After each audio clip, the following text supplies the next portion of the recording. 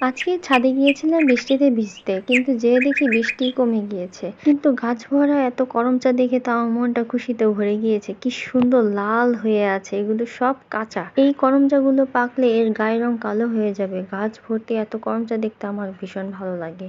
আর যে কোনো গাছে যখন গাছ ভর্তি ফল থাকে, কিন্তু গাছটার সৌন্দর্যই বেড়ে যায়। আর প্রতি বছরই এই গাছে প্রচুর পরিমাণে করমচা হয়।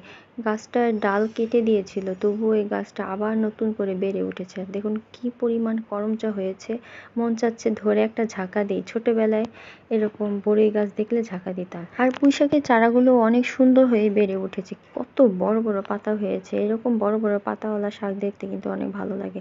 আর পুঁইশাকগুলো আমরা প্রায় সময়ই খাই, অনেক মজার পুঁইশাক। এগুলো সব আমার বড় ভাসুর লাগিয়েছে, মানে বড় ভাই। আর গাছে লেবুও হয়েছে, অনেকগুলো লেবু ধরেছে। পাতার জন্য ঠিক মতো দেখা যাচ্ছে না, কিন্তু এই লেবুগুলো অনেক গ্রান।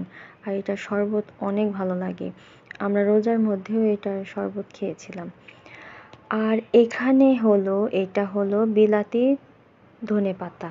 আর এই ধনেপাতার এত স্মেল, এত মজার, আমি প্রায় সময় রান্নার জন্য এই ধনেপাতা এখান থেকে নিয়ে খাই।